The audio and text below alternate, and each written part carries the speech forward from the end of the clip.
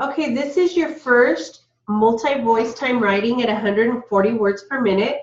Your proper names are Mr. Stevens, Lenore Rote, Kaiser, Bellflower, Whittier, Lenore, Patty Cerny, Patty, Bree, Fullerton, Whittier Hospital, Lamaze, Cassandra Plummer, and Dr. Keith Golay. I am Ms. Nash. The witness, Mr. Switzer. Ms. Nash. The witness, Mr. Switzer. Okay, and this multi-voice is going to start off with me doing the questioning. I'm asking the first question. Ready? Okay, did Mr.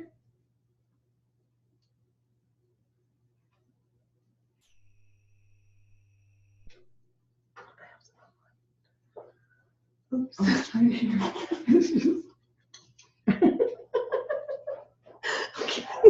We need to start over. I was like, come on, guys. That was my bad. I kind of had the wrong. Okay, yeah, that is a weird. And I'm like, why are you reading? Excuse me. Okay, we're going to start over. Again, it's going to start with me, Ms. Nash, with the question. Ready? Okay.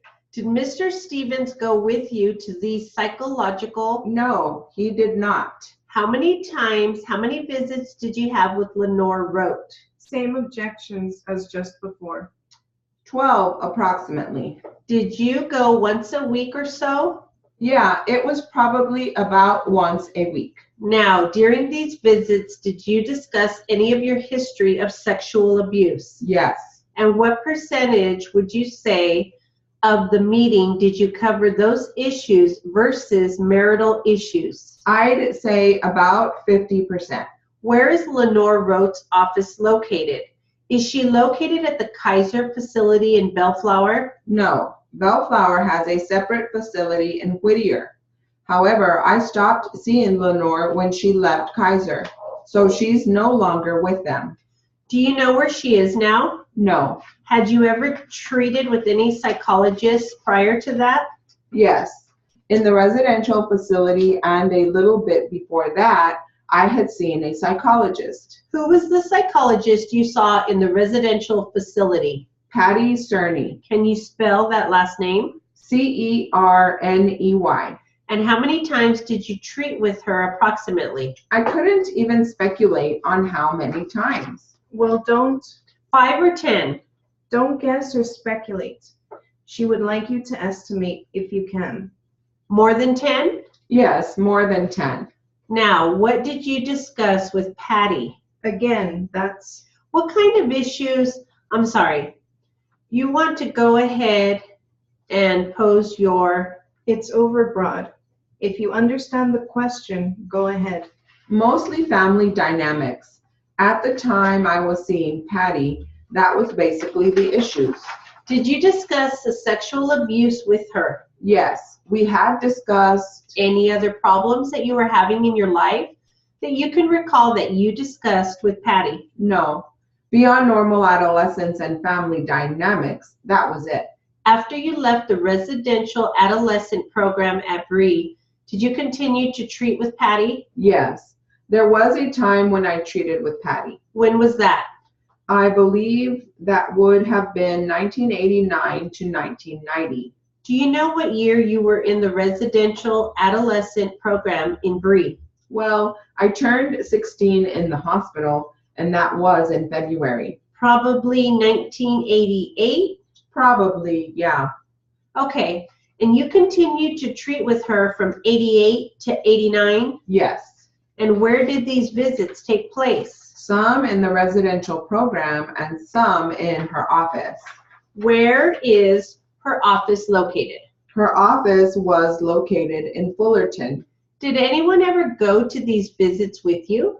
There wasn't anybody that attended the visits with me that I can recall.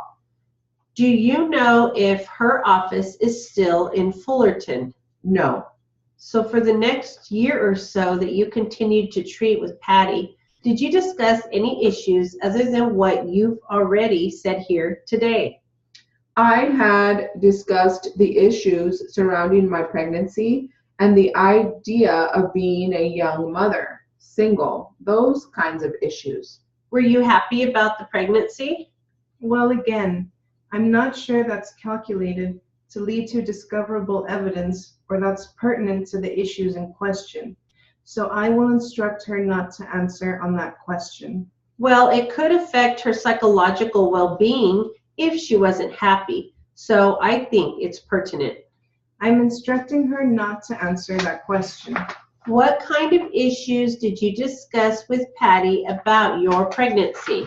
The idea of being a young mother and what kind of resources I was going to use to be the best mom that I could be. Where did you deliver your child? Whittier Hospital. Did you have a Lamaze coach? Yes, I did. Who was that? Cassandra Plummer. And who is she? She was my best friend at that time. And does she live in Whittier? She did live in Whittier. I don't know where she's living now. You said that you had some other psychological treatment outside of the residential adolescent program. What other psychological treatment did you have? At the time of my marriage, I had seen a Dr. Keith Golay. When was the?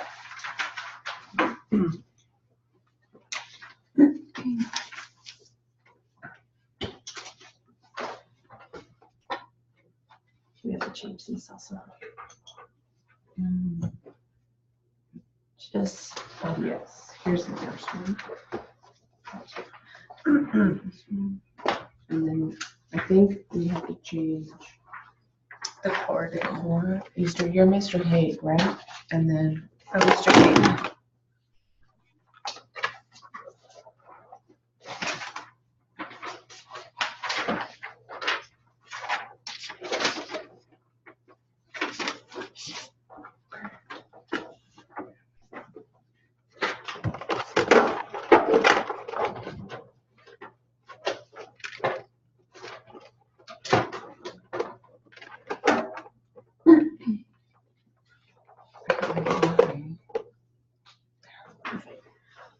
okay, this is your second multi-voice time writing at 140 words per minute. Your proper names are Reginald Moore, God, Mr. Moore, Jeffrey Love, Mr. Love, Jeffrey, Roscoe's Chicken and Waffles, Los Angeles, Nissan Maxima, People's One, T-shirt, Las Vegas, Bell Gardens, and Jeff. I am Mr. Haig. the witness, The court. Mr. Haig. the witness, The court. Okay, it's going to start off with colloquy, and it's going to start with me speaking, and I am again Mr. Haig.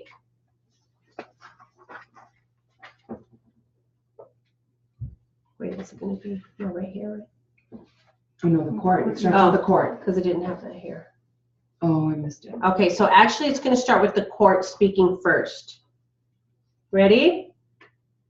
All right. Your Honor, defense calls Reginald Moore to the stand. Sir, if you stand right here, the clerk will swear you.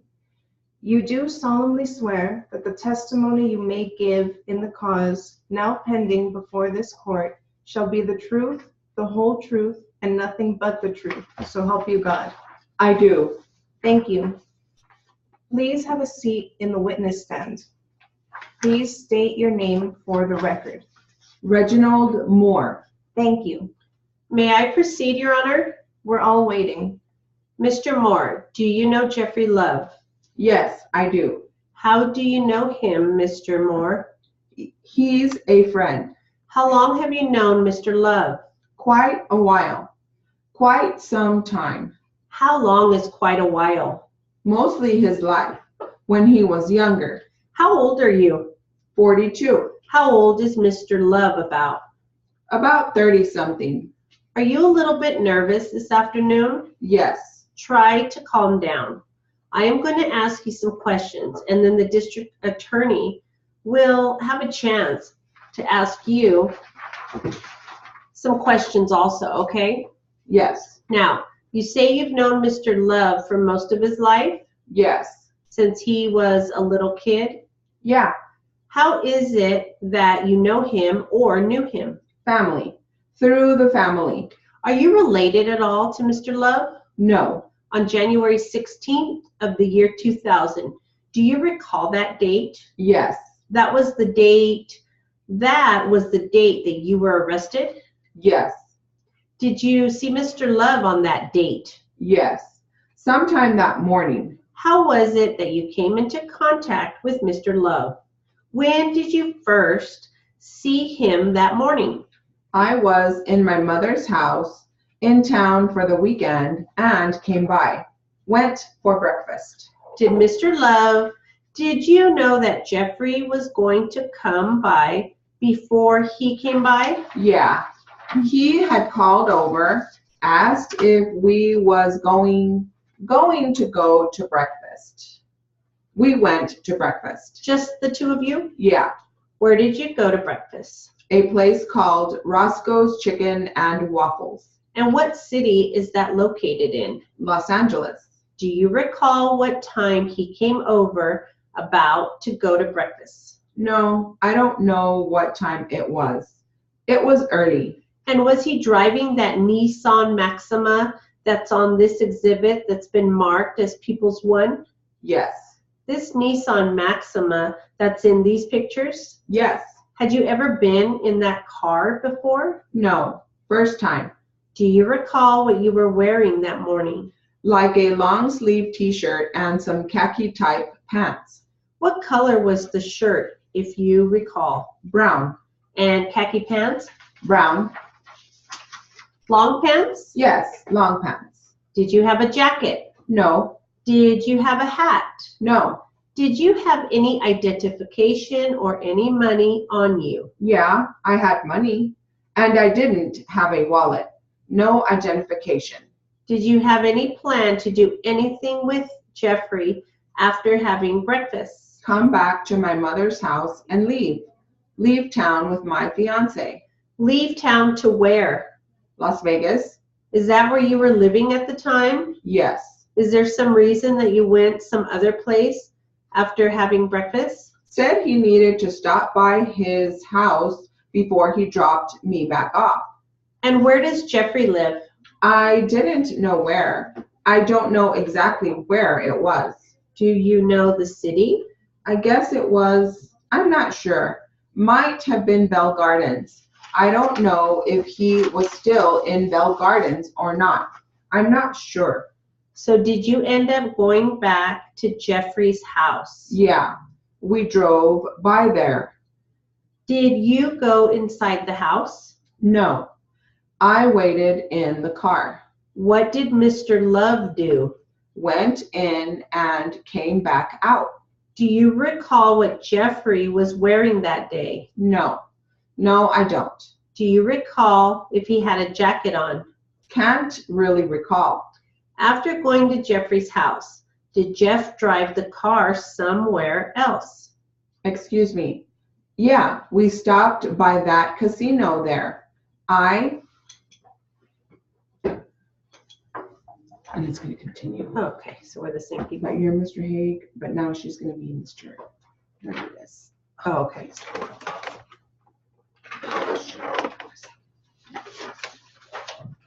I can stop this, right? Yes.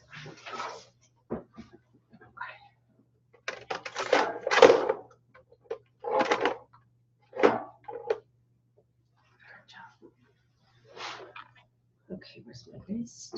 That was hilarious. I was reading off of this. Oh my God, I thought it during the time writing, I almost started laughing. I was like, you didn't read, Mr. Switzer.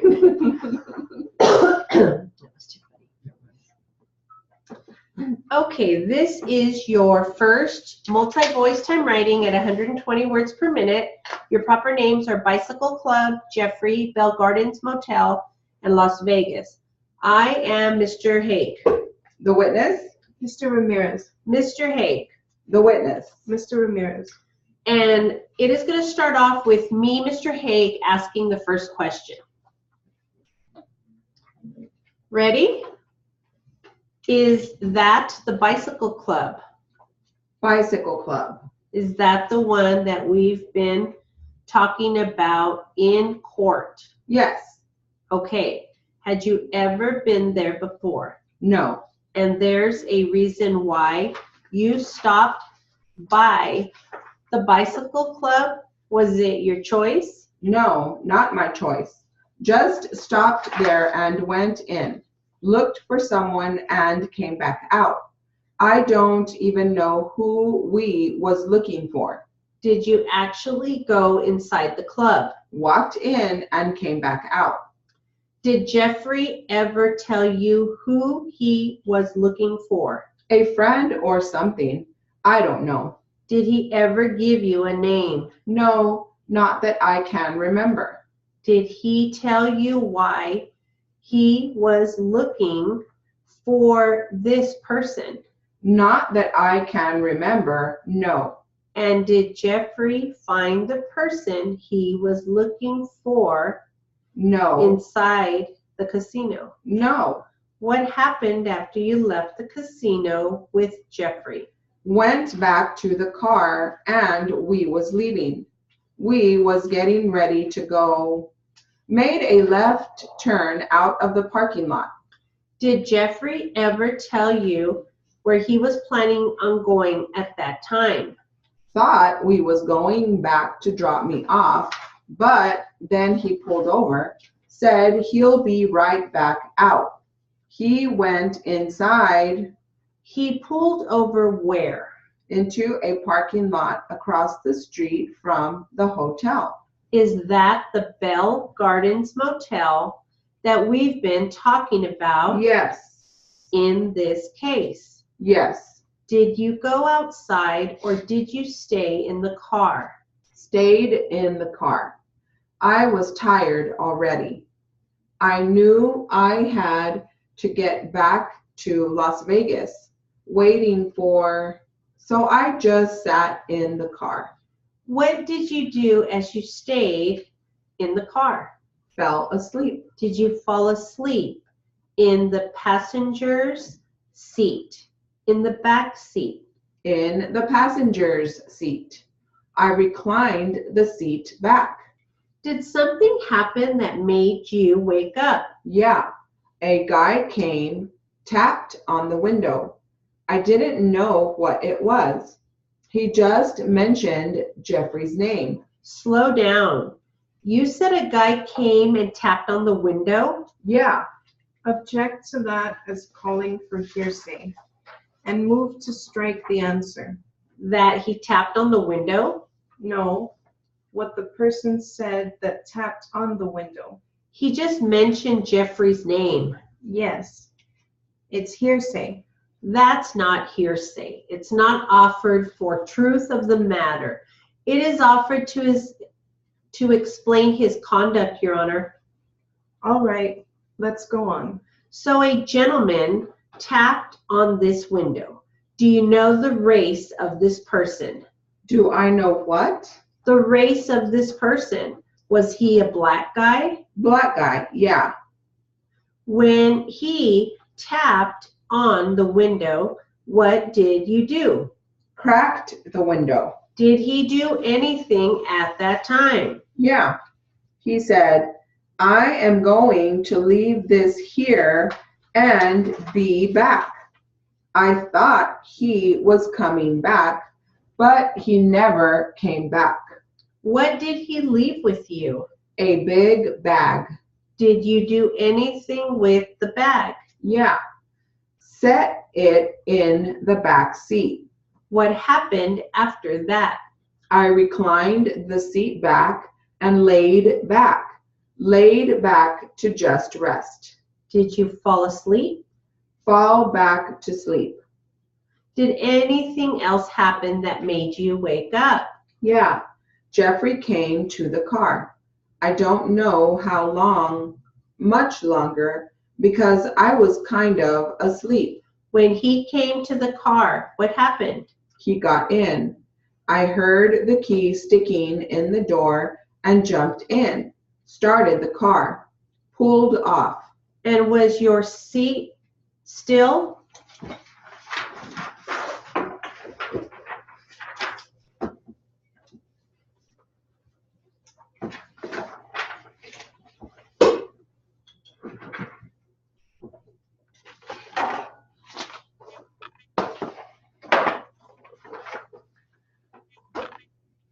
Let's see. Mr. Johnston. No, I'm still the witness. Yeah, I have yours there. Oh, okay. Yours is there. So Mr. Haig, Mr. Leachman and Mr. Johnston. are you Mr. Leachman? I am Mr. Leachman. Okay, here you go. Thank you. There's that. She is Mr. Johnson. That's okay.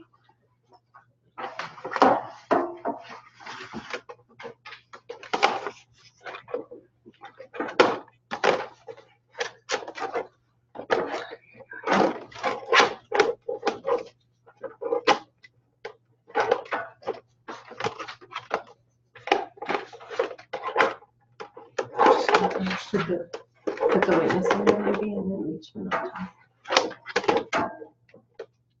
There you go. Okay, this is your second multi-voice time writing at 120 words per minute. Your proper names are Germany and Klaus. I am Mr. Leachman.